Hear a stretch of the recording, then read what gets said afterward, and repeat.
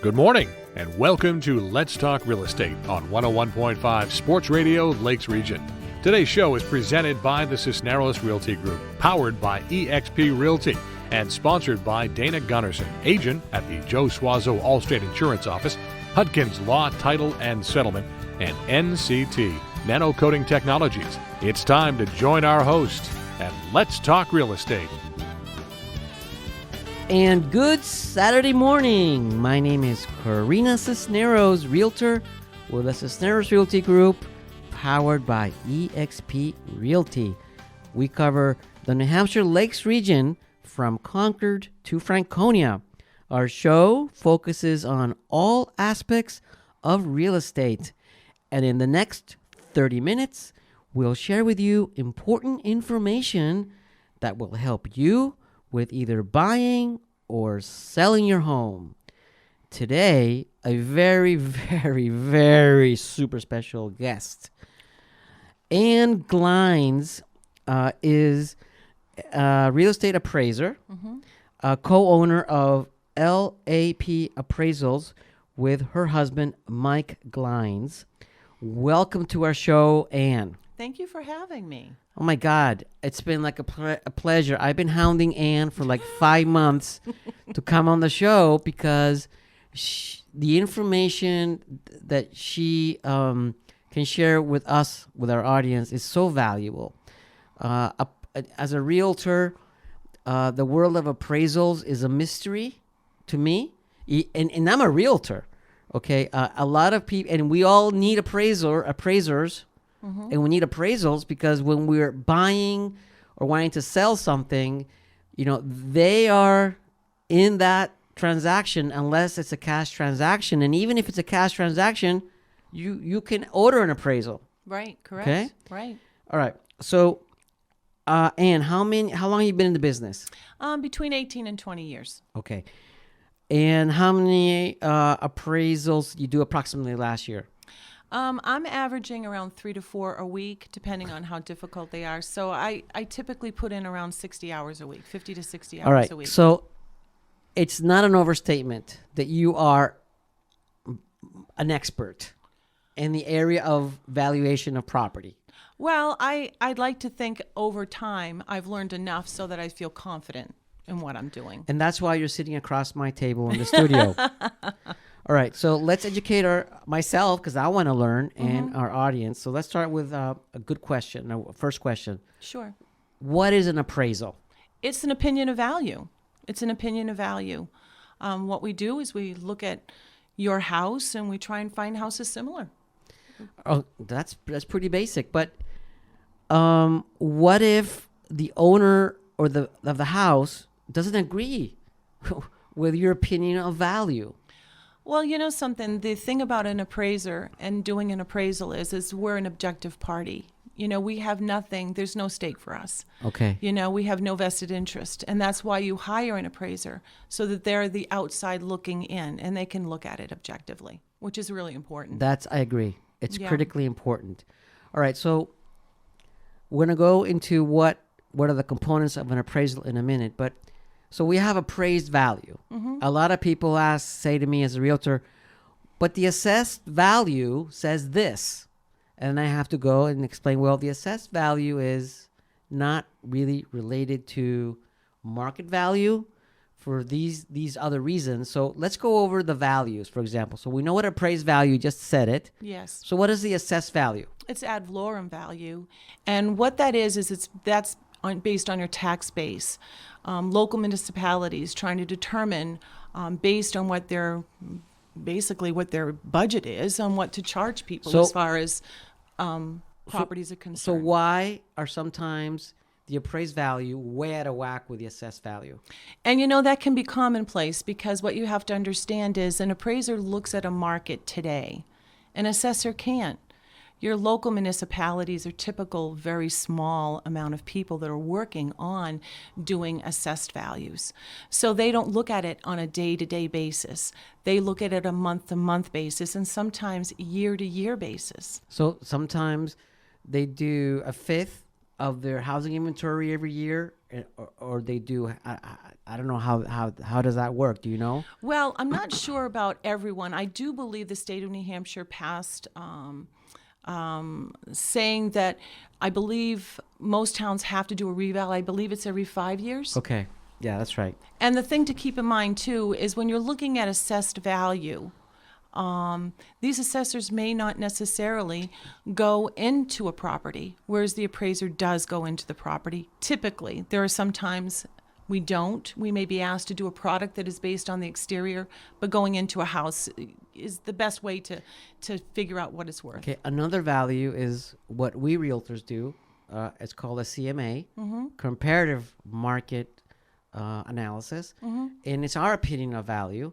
It's never as thorough and deep as what you do, but because we're in the business, we kind of know a bit about values. We look at past sales and some comps, but it's never, of course, as accurate as what you can do. Well, you're also looking at your competing properties, too. Correct. So if you've got competing properties that are higher than maybe what you've got for your closed sales, you're looking at those as being competitors. So I'm sure that takes into consideration with what you do. Yes, the CMA would take into consideration past sales, current properties in the market, and the ones that expired or never sold. And we take all those data points and come up with our estimation as to what a house should be listed for.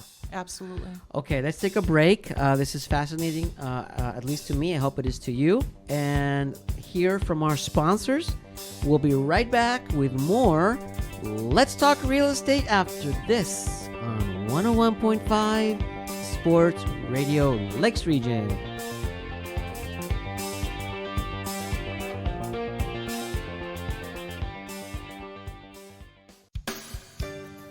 This is Let's Talk Real Estate with Corina Cisneros on 101.5 WEEI Sports Radio Lakes Region. Once again, here's Corina.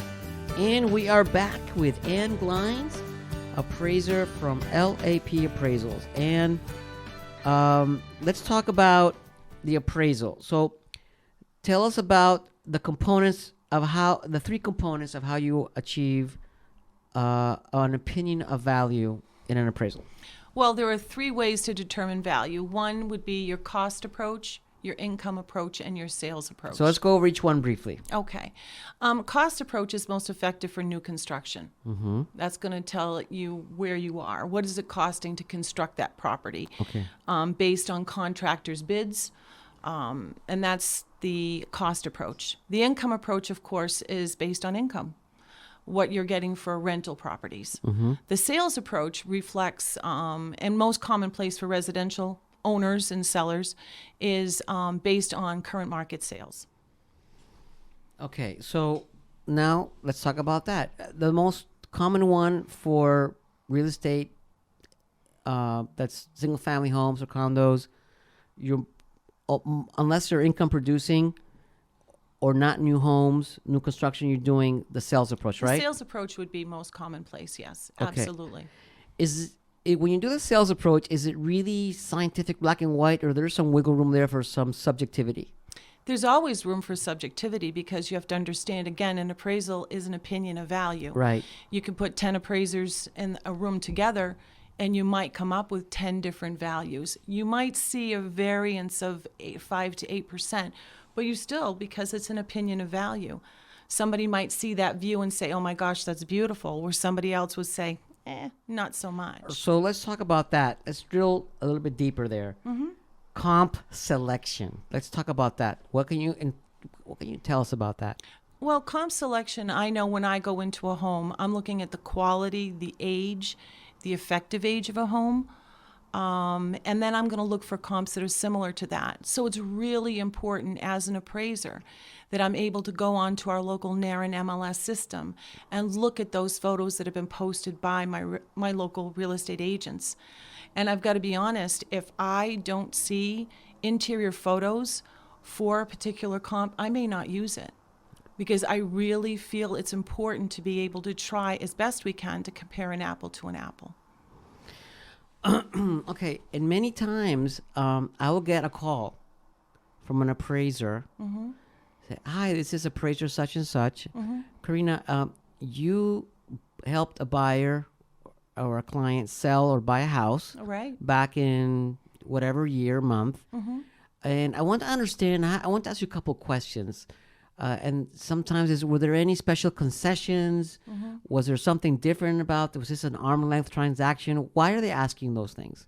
It's important, again, to understand what you're using and making sure that you're using the best sale comparable to your subject property as possible. For example, if you've sold a home and everything else is here at 220 on the street, and all of a sudden I see a sale for 180, I'm going to call you and I'm going to say, why? Mm-hmm. Are we seeing a change in the market? Was that a distressed sale? Did it go to a family member? Try and get those terms to understand what's happening. And if you see a big difference, what do? You use it as a comp, or do you compensate with something? I'm going to actually look at the market in general. Yeah. You know, a good example of this is over here in Laconia. I happened to be doing an appraisal on a property, and it was selling. I didn't think it was selling high at the time, but I happened to look on the street, and all of the other sales were selling lower. So I called and I spoke to the agent, and that's when we started to see a decline in the market. So I did depend on what I saw for those listings to help me determine where I needed to be. What happens when you don't find enough comps? I mean, would you go back 3 months, 6 months, a year? Would you go outside the town? Where do you know where to stop to look for comps? Well, for me, I typically will try and stay in a town. The local lenders would love comps to be within 3 months. Unfortunately, that's not always the case. When I work in Grafton County, for example, I'm in Rumney, New Hampshire, that has 23 sales in a year. More than likely, I'll have to go and expand that to somewhere else, another market, another town. However, what I will do is try and stay within a school district many times. You know, if we're sharing common school systems, I see. which I think is important. And I'll also look for sales, again, that are similar quality and condition. So if there's not enough comps within a town, the next best would be to stay in the same school district. Or in a budding town. In a budding town. Yeah, in a budding town. Okay, very interesting. You know, as a realtor, if I wanted to learn appraising for realtors, do you offer that?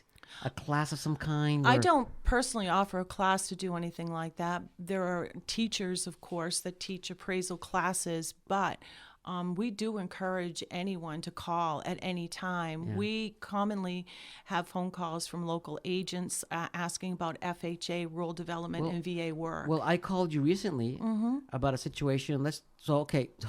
I have to pause.